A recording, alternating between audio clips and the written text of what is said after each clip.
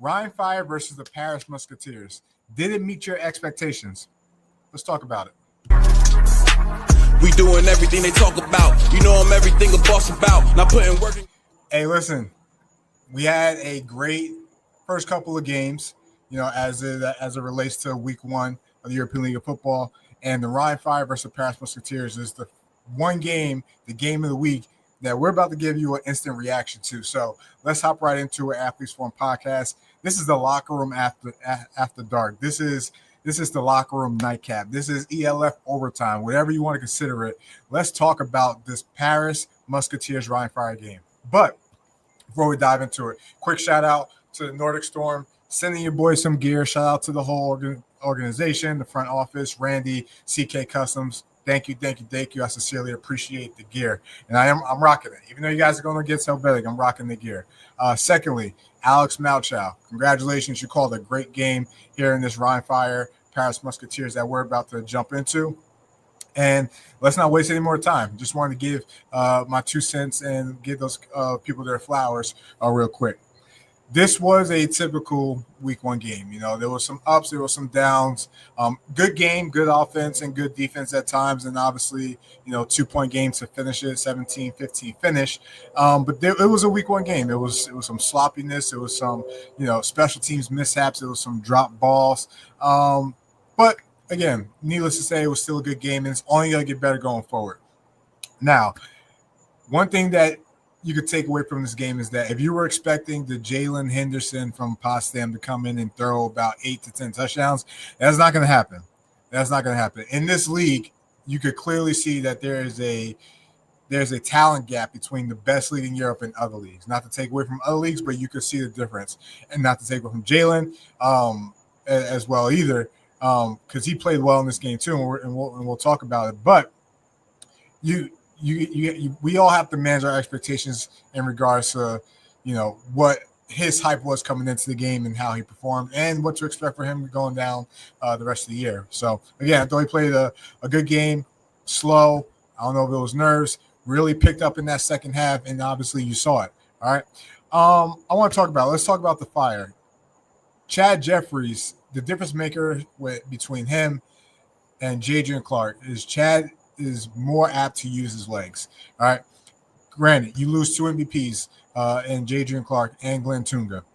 Chad Jeffries is not a huge drop-off from Jadrian when all circumstances are similar. The biggest difference between the loss is the running back game. And I think that showed today.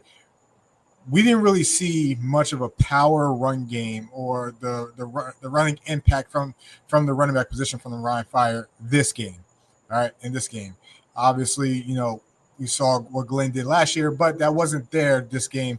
But we did see Chad use his legs. Now, is he gonna last the whole season doing that? I don't know. I think they need to get more of a run game, whether it was from Candace or whatever it's from Alexander or whatever it's from Scott.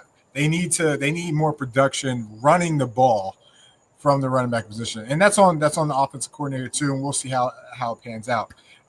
Some other notes I have here, and the Rhein Fire's defense is good. It's stout. It's seasoned. All right. Everyone talks about the losses from the Rhein Fire, but that defense basically is the same, and all those guys basically came back. And those interior guys had an impact in this game. Obviously, 4 sacks. But when you look at Hugo Klages, when you look at Jason Shaqiri, those guys played a big role in today's game and getting after Jalen Henderson and keeping him in the pocket as he was trying to escape either outside or step up. Especially Jason. Jason played a really, really good game today versus the Paris Musketeers. Some other notes I have here. Those guys were disruptive, right? They really attacked the interior of that Paris Musketeer offensive line when it came into the pass game, right? What else I have here?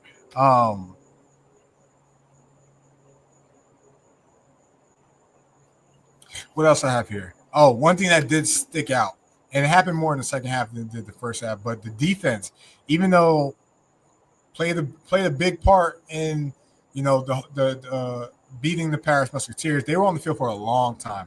A lot of snaps, a lot of mileage that the defense took this game. I don't know if they're going to be able to keep it up the whole season with the schedule and the teams that they're going to play, but again, that falls back on playing complementary football and getting more out of your offense. But needless to say, I thought the Fire played, a good game. I think the biggest question for the Fire, for me personally, is what does the offensive development look like, right? Because it's kind of a work of art to calling an offense, right? You want to set plays up for the future. You want to make sure everything gels and is cohesive together. So, what does the development in this offense look like going forward? We'll see how it pans out. On the other hand, Paris. Again, I said it before, I thought Jalen got off to a slow start in this game. I thought he picked it up in the second half. I thought he got comfortable. I thought he started to see the game a little bit, but a slow start to say the least. I think with Paris, you look at some of the missed opportunities they had. They had a drop touchdown when they did, a bubble double pass, to Takadam, and then he threw it to Remy. I thought that was a missed opportunity. I also thought they dropped 2 interceptions for missed opportunities. I think one of those was Cadell King. I think another one, they were in cover 1, and the safety misjudged the ball that Chad Jeffries threw down the sideline on the Paris Musketeers sideline. So missed opportunities, you could point to that for defense. But I thought you could see the impact of Jack Del Rio in this defense, because this defense played fast. This defense played physical.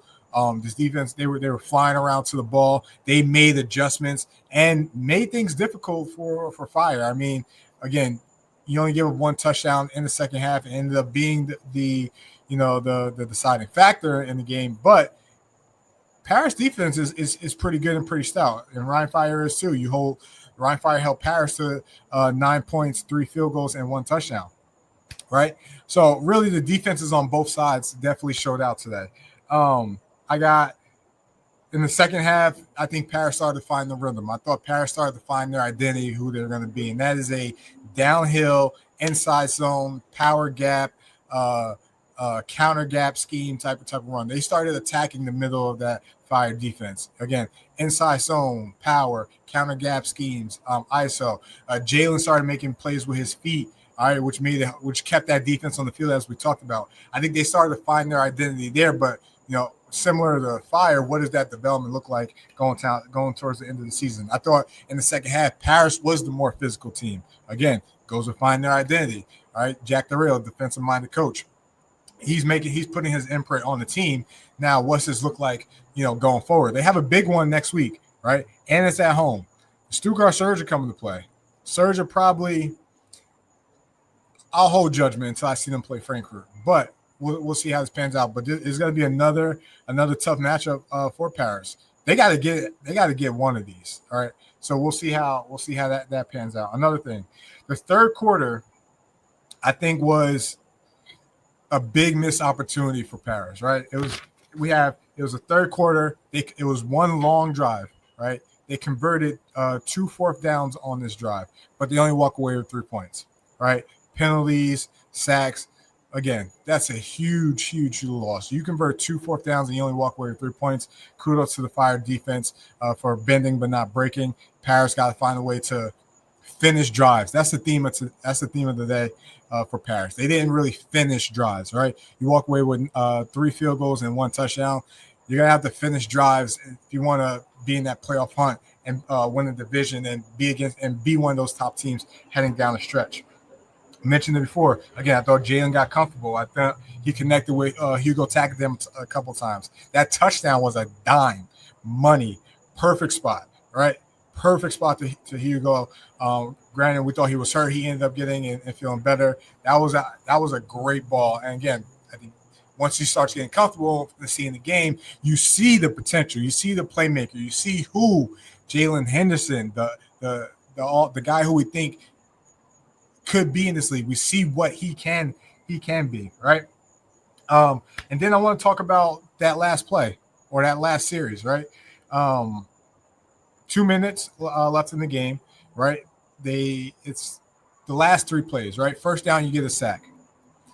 Second down, you get a sack. At this point, Jalen starts to feel pressure, and he's not seeing the field. His eyes are down. He's seeing the rush, right? So at least a third down, right? Third down, throws an interception. Flamore Seaman, Matt Bresington's biggest or top-rated linebacker in the league, gets the game-winning, game-sealing interception for this Rhein Fire defense and Rhein Fire team and taking them to 1-0.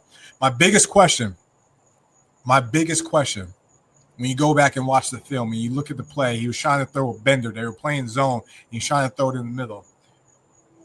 Where was Austin Mitchell? Think about that. I watched this play a number of times to make sure I wasn't seeing stuff. And if I missed it, then I'm going blind. But where was Austin Mitchell on that last play?